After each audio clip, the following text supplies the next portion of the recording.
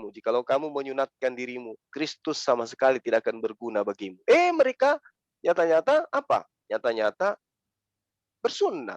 Padahal dia sudah tahu dalil ini. Apa yang menjadi dalil pembenaran mereka?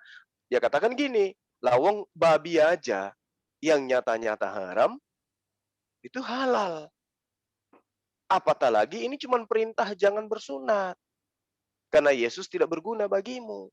Bukankah Yesus itu maha kasih? Nah, mereka menabrakkan ayat Roma 10, ayat 9. Barang siapa yang berkata dengan mulutnya, dan apa yang dikatakan oleh mulutnya dibenarkan sepenuh hati, bahwa Yesus itu adalah Tuhan, maka dia akan diselamatkan. Meskipun dia bersunat, meskipun dia berzina, meskipun dia merampok, meskipun dia membunuh. Itu kuncinya di situ.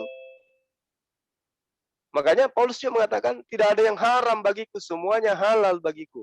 Tapi aku tidak mau diperhamba oleh apapun. Itu ajaran agama mereka.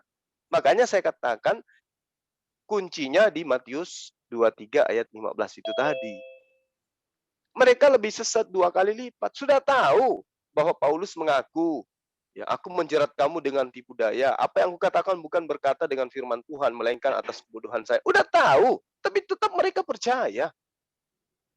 Udah tahu apa hukum Torah itu adalah cara Allah memberikan aturan kepada manusia agar diselamatkan. Datang sosok yang mengajarkan Taurat itu adalah kutukan. Mereka percaya. Berarti mereka 2 kali lipat lebih jahat daripada Paulus itu sendiri. Kenapa? Paulus masih menjalankan Taurat. Dia tidak. Paulus itu adalah ahli Taurat. Dia adalah murid dari Gamaliel. Tapi mereka percaya tentang surat-surat Paulus itu. Padahal Paulus hanya mengirim surat kepada jemaat-jemaat animisme yang ada pada masa itu. Gitu loh. Jadi ketika dikatakan di tempat saya banyak loh orang Kristen. Ya karena memang mereka Kristen tidak berdasar terhadap kitab suci. Mereka tenteng setiap saat kitab suci itu. Tapi lihat, begitu sampai di rumah ibadah mereka tidak buka kitab suci itu. Jarang mereka buka. Kenapa saya katakan jarang mereka buka? Karena tidak ada pembelajaran tentang tafsir kitab suci. Sekolah hari Minggu, apa tujuannya sekolah hari Minggu? Sekolah hari Minggu hanya diajarkan menyanyi, memuji, ya, membaca ayat-ayat yang mengenakkan kuping. Dalil-dalil yang bersinggungan dengan ajaran Yesus itu tidak diajarkan. Jadi kitab suci itu hanya ditenteng sebagai alat untuk pamer saja kepada umat beragama lain. Begitu sampai di rumah ibadah, mereka dikasih lembaran kertas, menyanyi malam kudus, baca nyanyian baru. Itu aja. Jadi mereka dipesan sama pemuka-pemuka agama mereka. Jangan sekali-kali kamu belajar kitab sendiri-sendiri. Apatah lagi membandingkan dengan kitabnya agama lain. Titik. Itu poinnya di situ. Izin Bang, Mangga. berbagi jawaban Bang tentang Taurat tadi. Minta tolong Bang Sueb dibukakan Efesus 2:15. Bang Sueb. Siap. Efesus 2:15. Jadi di sini disebut bahwa Taurat itu batal memang. Efesus 2:15. Bacain Bang Sueb. Sebab dengan matinya sebagai manusia, ia telah membatalkan hukum Taurat dengan segala perintahnya dan ketentuannya untuk menciptakan keduanya menjadi satu manusia baru di dalam dirinya dengan sejahtera dan dirinya dan dengan itu mengadakan damai sejahtera. Ya, jadi memang Yesus itu tidak meniadakan Taurat, tapi Paulus bilang kematian Yesus itu membatalkan, sehingga kemudian harus ada kompromi, yaitu menggenapi jadinya. Jadi kata yang dipilih adalah menggenapi gitu loh Bang. Melengkapi gitu ya. Ya, lalu kemudian coba Bang Sueb dibuka Roma 3:20 Bang Sueb. Roma 3:20. Ya. Jadi sambil dibuka Bang Sueb, jadi membatalkan itu harus diartikan menggenapi jadinya, supaya lebih halus gitu. Bang Sueb dibacakan. Sebab tidak seorang pun yang dapat dibenarkan di hadapan Allah oleh karena melakukan hukum Taurat, karena justru oleh hukum Taurat orang mengenal dosa. Nah, jadi tidak ada yang dibenarkan dengan Taurat. Justru Taurat itu orang mengenal dosa, karena per definisi dosa adalah melanggar perintah Allah gitu. Sehingga kalau tidak ada hukum Taurat, maka tidak ada dosa, maksudnya begitu. Jadi sebab tidak ada seorang pun yang dapat dibenarkan di hadapan Allah oleh karena melakukan hukum Taurat. Jadi karena justru oleh hukum Taurat orang mengenal dosa. Jadi Tauratnya harus dibatalkan sih, seperti di Efesus 2:15 tadi. Karena per definisi dosa adalah melanggar hukum gitu, hukum dari Tuhan gitu. Nah, terus kemudian bukakan Galatia 3:13, Bang.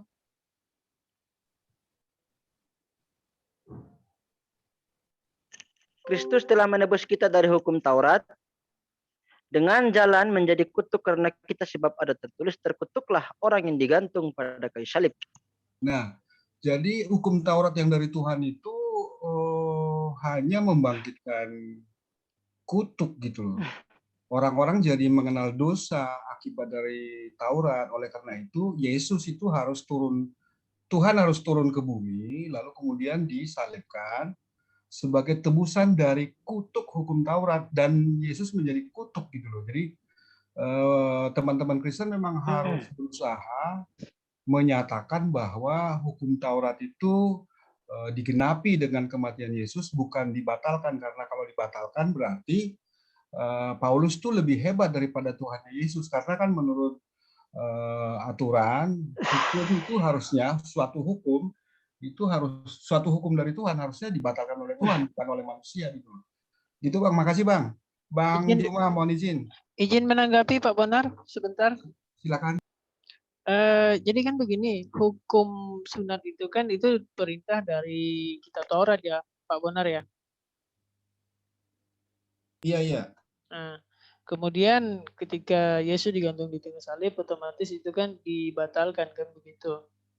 Permasalahannya kalau seandainya ini naudzubillah min dzalik ya Pak Bonar ya. Ini seandainya kalau seandainya ada orang Islam mau masuk ke Kristen, kan otomatis kan udah sunat gitu. Itu menurut saya dilema sekali itu Pak Bonar. Iya, jadi memang ini ironis ya. Jadi kalau Islam itu murtad. Sebentar Pak Bonar. Saya ingat kata Pak Ustadz Juma, dia bilang itu diganti dengan kulup sapi ya. Lupa saya itu. Paha ayam. Bulu ayam. Paha ayam nanti tumbuh bulu kata Ustadz Juma. Iya, betul. Jadi memang itu ironisnya di situ. Jadi kalau ada yang murtad dari Islam dan dia sudah disunat, maka Paulus bilang sunat itu Yesus tidak berguna. Tidak berguna. Iya. Tidak berguna. Nah, lalu kemudian solusinya adalah kamu tidak bersalah sepanjang kamu itu sebelumnya tidak mengetahui, gitu diartikannya. Dan kemudian sebenarnya gini ya, kunci inti dari Kristen itu adalah percaya salib sebenarnya. Jika kamu percaya bahwa Yesus itu Tuhan pertama, Tuhan kedua, itu mati, lalu kemudian dibangkitkan oleh Allah Tuhan kedua, Tuhan pertama, maka kamu akan selamat. Dan kemudian jika Yesus itu tidak dibangkitkan, maka sia-sialah kepercayaanmu. Sehingga kemudian di seluruh gereja itu ada tanda salib, karena memang inti kekristenan adalah harus percaya salib. Kuncinya itu, maka disebut sebagai Injil keselamatan. Dan kemudian seluruh aturan-aturan main itu jadi tidak berlaku, karena di Paulus mengatakan bahwa jika kamu tidak percaya Yesus dibangkitkan, maka Kristen itu sia-sia bagimu. Tidak dikatakan jika kamu bersunat atau tidak gitu. Jadi tidak berguna. Yang lain tuh sia-sia, Bang. Hanya harus percaya pada salib aja. Baik. Saya boleh nanggapi ya? Lanjut Bang, saya Muslim Bang, mohon izin. Oke, ya nggak apa-apa. Jadi ini sebagai edukasi buat saya dan teman-teman semua. Jadi ketika hal ini dibicarakan tentang Paulus, ya saya rasa bukan hanya di Islam saja membicarakan tentang Paulus ini. Orang-orang yang hidup di abad pertama pun menceritakan tentang Paulus. Dan apakah Paulus ini orang benar di mata mereka? Bukan. Paulus di mata mereka ini adalah orang yang menyesatkan. Apakah saya baca di Al-Quran? Tidak. Informasi dari mana? Ya dari kitabnya orang Kristen. Makanya di awal saya mengatakan musuh terberatnya itu adalah kitabnya sendiri. Kaitannya dengan Paulus. Coba kita lihat di Kisah Para Rasul 18 ayat 13.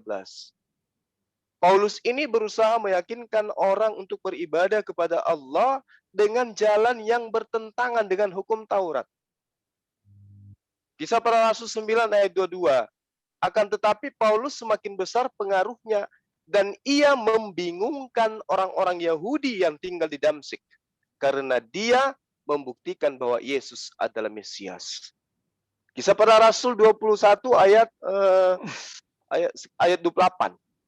Hai orang-orang Israel, tolong, inilah orang yang di mana-mana mengajar semua orang untuk menentang bangsa kita dan menentang hukum Taurat dan tempat ini. Dan sekarang Paulus ini membawa orang-orang Yunani pula ke dalam bait Allah dan menajiskan tempat suci kita. Jadi memang dari sejak zaman itu Paulus ini udah dicerca, dimaki sama orang-orang Yahudi. Suaranya Nah, Guru udah lanjut hilang. di kisah Para Rasul 23 ayat 12. Dan setelah hari Suaranya Guru udah siang, hilang. tes. Ada. Lanjut Bang Zuma. Ada bang, jelas. Lanjut, Bang. Di mana sampai di mana tadi? Di kisah Para Rasul 23 ayat 12. Dan setelah hari siang orang-orang Yahudi mengadakan komplotan dan bersumpah dengan mengutuk diri bahwa mereka tidak akan makan atau mereka tidak akan minum sebelum mereka membunuh Paulus. Jadi Paulus ini jangan di depan mata Islam. Di orang-orang Yahudi abad pertama memang orang ini adalah orang yang sudah dikutuk. Karena itu tadi mengajarkan hal yang bertentangan dengan ajaran para nabi. Bertentangan dengan kitab Torah. Dan pertentangannya itu adalah buah dari hasil ajarannya yang menjadi iman Kristen. Lebih lanjut diterangkan lagi di mana? Di Kisah Para Rasul 24 ayat 5. Telah nyata kepada kami bahwa orang ini, yaitu Paulus, adalah penyakit sampar. Seorang yang menimbulkan kekacauan di antara semua orang Yahudi di seluruh dunia yang beradab. Dan bahwa dia, Paulus, adalah seorang tokoh dari sekte orang Nazaret, orang Nasrani, orang Kristen. Ini sudah dihujat dia. Dari sejak dulu memang Paulus ini dihujat. Jadi kalau misalnya umat Islam bercerita tentang kebenaran Islam, kemudian bersentuhan dengan orang Kristen yang menjadi momok, kemudian sasaran empuk orang Islam itu adalah Paulus. Karena memang Paulus itulah pendiri Kristen itu, bukan Yesus. Jadi Yesus kehadiran Paulus ini bikin rusuh aja ya bang ya. Maaf Iya. menyela. Ada gangguan musik. Maaf menyela. Ya silakan. dari sejak dahulu. Tahu dari mana? Dari kitab mereka. Kapan kitab mereka ini ada? Ya tanya sama mereka. Kisah Para Rasul ini kapan adanya? Dan di tengah-tengah ayat itu muncul penyampaian informasi yang mengatakan bahwa Paulus ini seperti apa. Malah dikatakan dia adalah layaknya penyakit sampar. Dan orang Yahudi pada masa itu tidak akan minum dan tidak akan makan sebelum dia membunuh Paulus. Kenapa? Apa yang menjadi dasar pijakannya?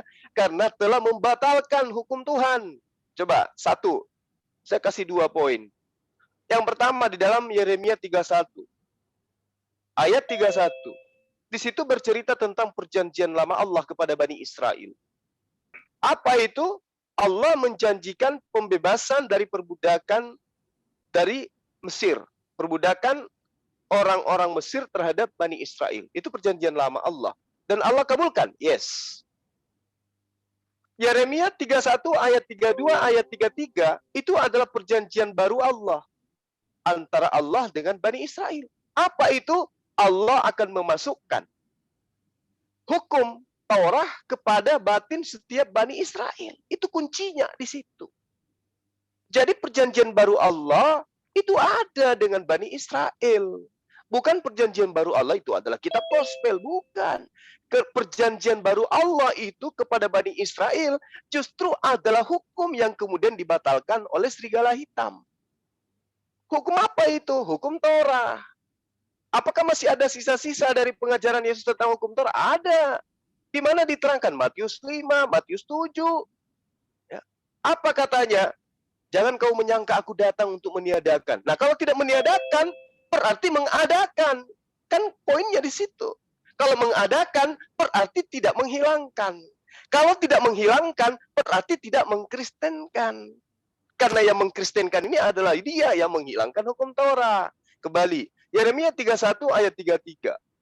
Perjanjian barunya Allah adalah memasukkan hukum Taurat kepada batin setiap Bani Israel. Itu poin pertama.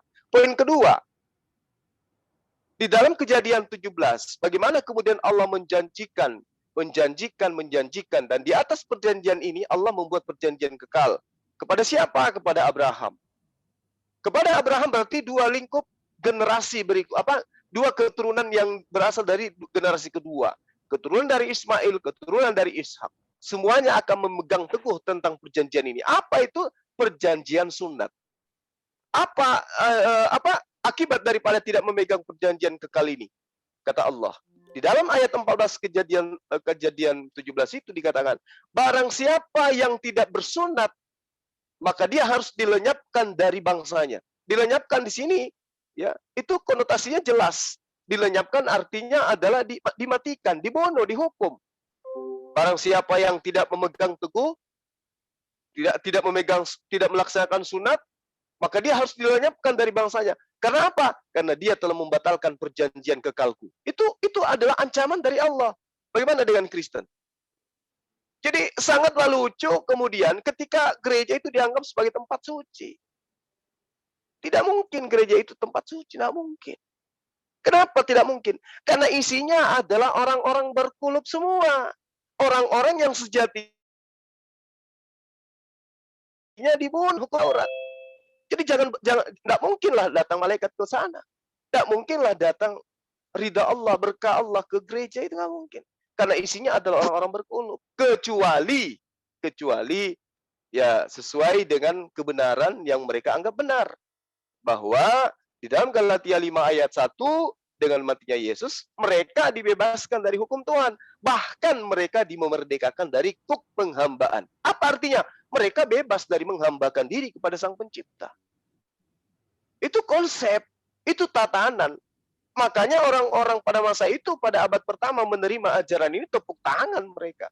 Pertama, mereka sejak dari zaman dulu percaya terhadap adanya banyak Tuhan, dewa-dewa. Arius bertunangan dengan Paraksion ketika bertunangan sedang mengandung dari Roh Kudus, dan kemudian ketika Paraksion hamil, lahirlah anaknya bernama bernama Plato. Dan inilah menjadi himne Plato, menjadi konsep ajaran mereka. Gitu loh. Jadi dari sejak zaman dahulu mereka memiliki konsep itu. Kedua, setelah adanya Paulus, mereka memiliki kitab suci. Yang sebelumnya mereka tidak punya kitab suci. Dengan adanya Paulus, mereka sudah punya kitab suci. Maka resmilah agama itu di Antioquia pertama kali disebut sebagai Kristen. Inilah yang ada sampai di sini, sampai di hadapan kita saat sekarang. Tugas kita meluruskan mereka, menyadarkan mereka supaya mereka menjadi manusia. Nggak selamanya menjadi serigala, hitam lagi. Saya kira gitu, sahabat-sahabat sekalian.